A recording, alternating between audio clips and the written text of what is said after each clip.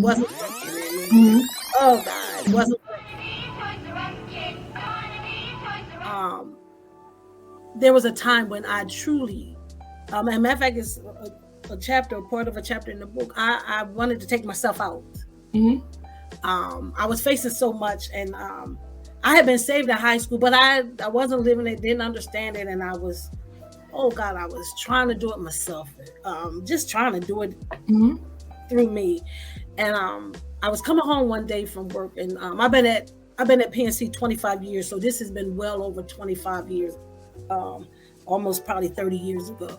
I was coming home from a job that I worked in Exton, and driving. I never forget my little blue Toyota, and I had worked late, and I was driving down 202, and there was a big tractor trailer in front of me, and I said, you know what, I probably was going home to see if they had put an eviction notice on the door. Just so much was happening, and I was like, what happened if I just run into the back of that truck and just end it, you know? And the Lord spoke so clearly. He said, who's going to take care of your daughter like you take care of her? You know, they always say, you know, she's spoiled, and who's going to take care of her? And I mean, it was just that, nothing about, it was no light, just, and I remember getting up on the back of that truck and going around. And if anybody know 202 is always traffic, traffic.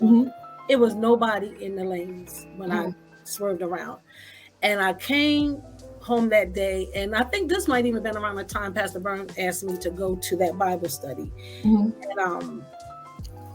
I don't know, in my heart, I don't know if I would have ran into the back of that truck, because I wasn't, in my head, I wasn't suicidal. I was just tired.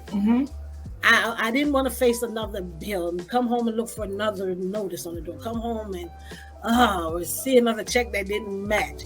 And so it was from that point on that I realized, I think it was around that time that Pastor Brown asked me to go to Bible study, that there was more to life than what I had. And that in order for me to see it, I had to go to it. I had to be a part of something. So we would start going to that Bible study, and then things start happening. And, you know, I was anxious. Okay, it's Wednesday. Let's go again. And then Pastor Dave and them began, you know, their church and everything. But that was the lowest time for me. And I, you know, trying to, you know, wanting to find love, and, you know, it wasn't working. And then, oh God. And so that day, and I never had that thought again. I never ever thought about hurting myself in any form again. It was just, I just had came to a place where I think it was a place where God needed me to see. There's so much more out here for you. Just at the right time. So when I started going to the Bible study, I went hungry. See, that incident left me hungry. Like, okay, if it's more, okay, I got to see, where is it more? So please, when I get here, let them teach, let them talk. Don't let them say consecrate. And it became a hunger. And so, and I thank God for that moment, because some people don't come out of that moment. Some people would have went into the back of the truck. So, you know, you're here now, you know, and it's not about money now. It's not about you being married. People just not happy, and they taking their lives. So that was my lowest moments. And Christ, I just like, it's just up now. It's just, you know, just up. And so that was my lowest. We talk about normalizing mental health, right? Well, she said some key words here. She said she wasn't suicidal. She was just tired, right?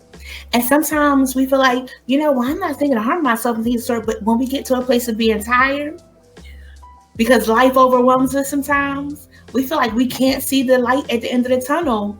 We think, you know, what would happen if I go off this cliff? What would happen if I drive into this truck? And then the enemy starts to play with our minds, you know, oh, they won't be worried about you no more. You know, it'll be a relief and things of that sort. And he wants to take you out. And thank you, Belinda, for your honesty. I've been there. Pastor Bird, yes, we all have been there. And the thing is, us being honest with ourselves, so now that when we feel like we're drowning, that we cry out to somebody. That we cry out to somebody. There is more, friends. And life does get overwhelming. I can't tell you how many. I mean, I remember as a young child wanting to harm myself because I felt like, it'd be less stress on my mom, or maybe I wasn't, built to be in the world because I was different. And sometimes when you're different, it causes people to respond to you in a different way. And sometimes you don't have the capacity at such a young age to be able to take that on. But thanks be unto God, I am still here today. And then there's other times I'll never forget. I was with I was an armor bearer to my pastor that went on to be with the Lord. And I was driving her. She was going to minister.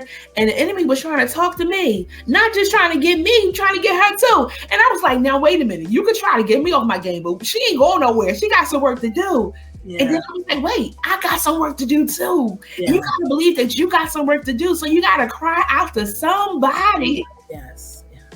Somebody, and if you go to a person, because this has happened too, and they not giving you what you need, they encouraging you to stay in that pity party a little while longer because they get something too, you drag them to somebody else. Yeah.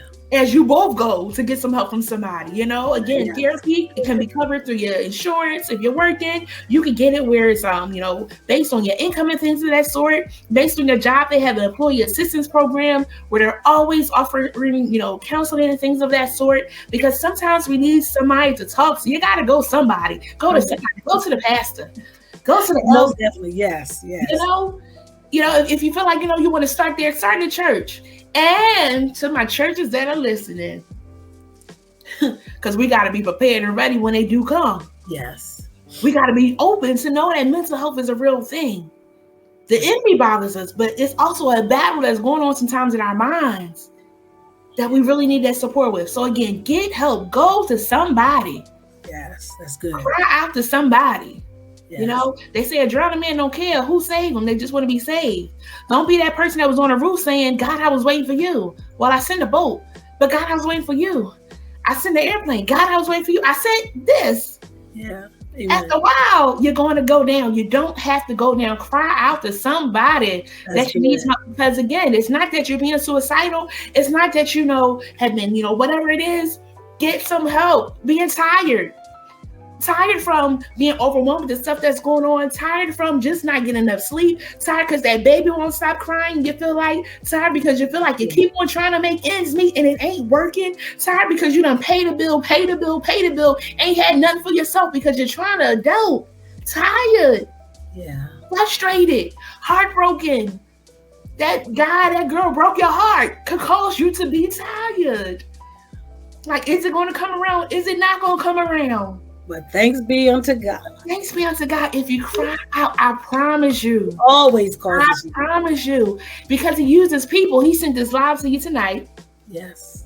He sent this live to you tonight. And then he'll call somebody to come and have a conversation with you. Yeah. Not even knowing what's going on with you, but to encourage and strengthen you. But you have to be open.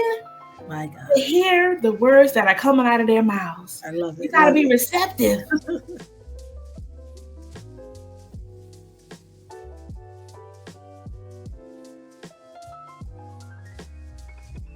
Tune in on Facebook or on YouTube by searching Chozen Counselors on Mondays at 8 p.m.